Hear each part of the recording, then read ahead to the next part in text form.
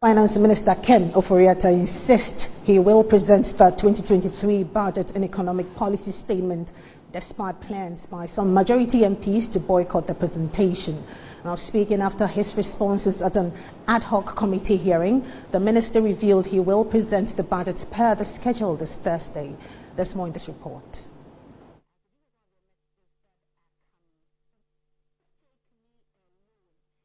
Ken Ofori-Atta have reiterated their stance not to participate in the 2023 budget hearing and its passage if the President, Nana Addo Dankwa Akufo-Addo, insists on keeping him in office. They disagree with the suggestion that it is only the Finance Minister who can present the 2023 budget. But the Finance Minister, at an ad hoc committee hearing probing the basis for a motion of censure against him, insisted he will be presenting the budget later this week. I guess it's democracy in play, and we just seek fairness, and we are confident in how the process will evolve. So next week, will you be presenting the budget? Will you do so yourself? Yeah, I expect so. That seems to be a weird question. What do you say to the NPP MPs who say they don't want you to do so next week? I don't know. I haven't heard that officially, so I'll see. Anyway, but thank you. It's been a very long day. In a related development, Majority Leader Osei Mensah Bonsu expressed satisfaction at the answers provided by the Finance Minister during the hearing. I have not been here since morning, so I don't know the full gamut of the responses that is offered. But what I heard, the few minutes that I've been here, I think he did well. He did well. Yes. So my worry was about the first four questions. They were very serious allegations that bordered on criminality. That was my worry. But it's good that the committee themselves have come to some agreement that, to the extent that there were no sufficient evidence adduced to those matters, I think they've struck two. So we're making progress. Let's see how it goes. The committee, co-chaired by MP for Adanse Asokwa, Katie Hammond, and a former Deputy Attorney General, Dominic Ayine, asked for an extension of their timeliness to submit their report. This committee has afforded you the opportunity to amply make your case together with your lawyers. We thank you for attending upon the committee. Today is the last day that was given to us by Mr. Speaker, but hopefully we'll apply to the Speaker for extension of time to be able to file our report next week. And the purpose of the report will be simply to continue the debate on the motion for the vote of censure. And the report will be laid in Parliament hopefully on Tuesday. It is expected that the committee's report will be laid before the House of Legislature on Thursday, pending debate and secret ballot to determine the fate of the embattled Finance Minister. Ken. We're joined via Zoom by political analyst Jonathan Asante Ochri for more on this. Good afternoon to you. What are your initial reactions to the Finance Minister's insistence that he will present the budget despite opposition from some members of the Majority Caucus? Good afternoon to our viewers. It tells you that the Finance Minister still has the backing of the President. The President has demonstrated his loyalty to the Finance Minister more than the party that brought him to power.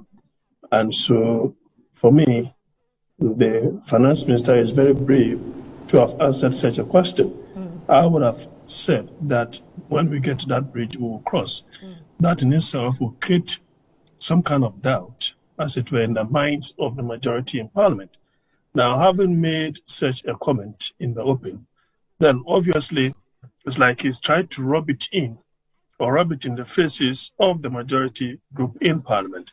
And with that, they may also, it is said that to be, for one is to be forearmed. And certainly they're also going to take their own decision on such a pronouncement coming from him. And from how the ad hoc committee handled the hearing, is there anything else that you're expecting to hear? Well, yes, I expected that since we were going to have a situation where the the majority, members of the committee, as it were, coming from the MPP, since we have seen most often than not, they're going to ask uncritical questions.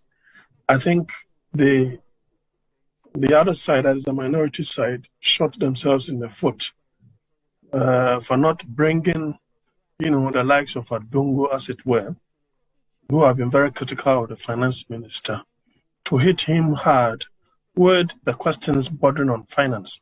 Because if you want to have a vote of censure against the finance minister, apart from the performance that you are talking about, which is so obvious, the bad performance, abysmal performance, which is so obvious, and you want to prove the fact that he ought to be censured because he has acted in certain ways that are against the law, and therefore he should be removed, then you obviously need, people of the likes of Adongo and John Jinapor and other, maybe even, what's the name?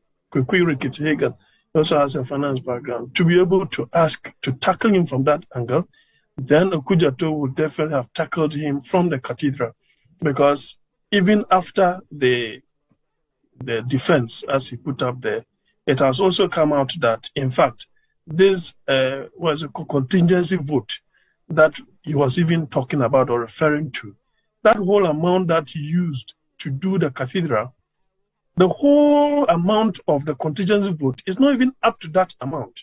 So you could see that it's an afterthought. So if they had somebody of the likes of even forcing himself being a member of the committee instead of being a proponent, then obviously they would have, nailed him from that particular angle. Right. By and large, most of the things that he did, for me, I saw like he was just being dodgy and evading some questions. For you to be able to remember a figure in 2015, but June 2021, you don't remember. I think it was just being choosy and dodgy. But all the same, the committee will write their report, and based upon that, they're going to do the debate, and then the vote of censure will take place. Right. But if you asked me, again, having said categorically that the journalist shouldn't have even asked him that obvious question because he's going to present the budget, I think it is a gross disrespect of the position of the majority. Mr. Santi-Oshiri, are we likely to see two separate reports from the committee? That's another issue that probably we may have to grapple with. By and large, there's definitely going to be a debate in the plenary. And I don't think that the committee is going to have any value judgment on what transpired. They are only going to gather, it's a fact finding, not, a kind of committee that is going to be judgmental. No, I don't think that is the case. So most likely will present their fact and their report to the speaker, and the issues will be subjected to some kind of debate. Everybody knows the economic condition that we find ourselves. We know the inflationary figure. We know how much we are buying fuel, diesel. We know how much food costs. And all what you hear is that you should be rest assured that times are going to change, and that is all. And the president himself is saying something similar yesterday. The same person tells us that we should be looking up to 2028 for us to see a debt to GDP, somewhere 55%. 2028, how many years from now? So that will obviously be beyond your regime. But as a politician, you need to still encourage your people. But I think that if we are always a kind of using lip service, when in actual fact, when you go to the pump, you're not going to apologize to them for them to sell it to you at 20 cedis, but you need to cough out. I think that enough is enough. Mr. Ken Ofori-Atta has done his best. He's not the only person with financial background in this country. And I think what is happening, this matter to decide. And the president, by his action, is destroying the very health of the party. Jonathan Asante-Oshiri, thank you very much indeed for your time.